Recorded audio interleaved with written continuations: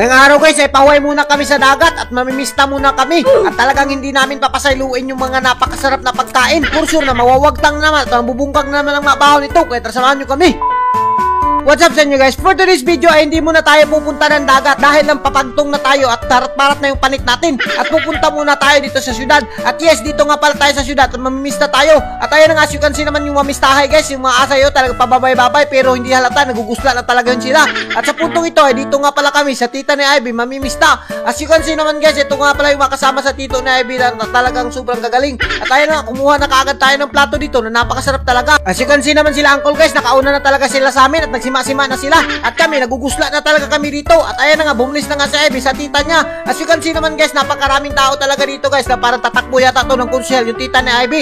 At sa puntong ito ay pumila na nga kami dito at talaga nagugusla na kami. As you can see naman guys, nagpila-pila na talaga yung mga tao dito. At si uncle nga ay parang nalulungkot siya dahil hindi siya nakapila. Okay lang yan call at paiwit lang tayo para mamunggi tayo at maubos natin yung lechon. At speaking of lechon guys, napakasarap naman talaga at nilangkat ko na yung ribs na napakasarap talaga. At for sure na mabubungkag na naman yung bahaw dito at nabungkag na nga yung lechon dito. At sinima-sima na nga ni Ivy yung panit na napakasarap talaga. At kinit-kit niya na nga, hindi niya na nga pinsaylo. As you can see naman guys, napakaraming pagkain naman talaga dito sa tita ni Ivy. Ganito yung mga handa, hindi nabibitin talaga. Kaya advice ko sa inyo, kapag nagpipista kayo at naghahanda kayo, ganitong mga pagkain talaga ihanda nyo. Huwag nyong alang-alangin para hindi mabitin yung mabisita na kagaya namin. At sa puntong ito ay talagang binirahan ko na yung mga pagkain dito na hindi ko kilala pero talagang sinando ko lahat. Kung nakikita nyo naman guys, talagang punong-puno na yung plato ko pero hindi ko na talaga pinasaylo. At minsan lang to mangyari sa buhay natin ang makapamista tayo dahil puro na lang tayo saang doon sa dagat at mga bat. Ngayon ay mga lambay naman na napakasarap talaga, mga lechon. At may mga dessert pa dito na minsan mo lang makita sa buhay mo. As you can see naman guys, talagang napakasarap yung mga dessert dito at talagang hindi ka magmamahay kapag dito ka namin. At sa puntong ito ay nakagawas na nga kami sa bahay ni tita ni Ivy at punong-puno naman talaga yung pagkain namin. As you can see naman si Purman guys, talagang binanatan niya na yung pagkain at hindi niya na pinasaylo at parang hindi halatang nabubusog na siya.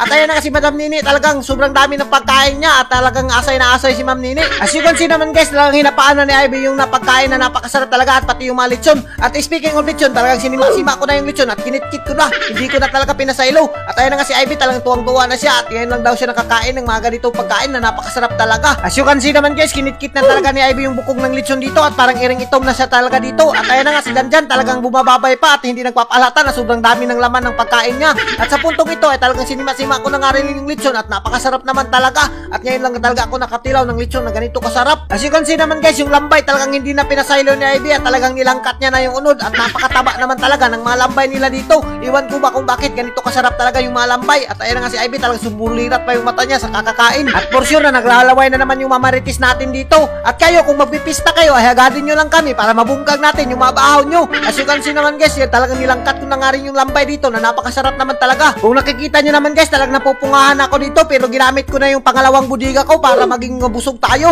Alam nyo ba guys, dito sa probinsya ay kailangan mo talagang maghanda ng marami para makakain yung mga bisita mo. At kapag naghanda ka, kahit hindi mo inimbita ay talagang isang barangay ang pupunta sa bahay mo at matitinga ka na lang. At ayun nga, shoutout nga pala dito sa mga asay na mga kasama namin dito at nagpa-picture pa nga. Hindi pa nga ako tapos kumain, nagpa-picture na ako sa kanila dahil talagang idol ko sila. Shoutout sa inyo, mabuhay kayo hanggat gusto nyo. At shoutout na rin kay sir, talagang hindi nagpalata, nabusog na busog na. At ayun na nga, talagang bumababay-babay pa. Alam nyo ba guys, tuturuan ko kayo ng diskarte kapag namimista kayo at magpayango-yango kayo at magpasumangil, magpapiling close para pasudlon kayo at talagang kumain na kayo. At ayun na nga, nagkadala pa nga ako ng dessert dito na napakasarap talaga at naka-bring house pa. At siyempre, nagpatuloy na nga ako sa pagkain, hindi ko na pinasaylo yung mga dessert dito ng milon at ng mga langka, mga kapayas at iba pa. At igit na talaga yung labas natin dito sa sobrang dami ng dessert. Pero dahil dalawa yung budiga natin ay hindi na talaga natin papasayluin, bahala magkaigit-igit na. At hanggang dito na lang kami, belated happy Fiesta Rosario, Tandag City. At kung ginanahan ka sa video namin ay don't forget to like and share para mas marami pa tayong food trip. Thank you and God bless you all. Mabuhay kayo hanggat gusto nyo.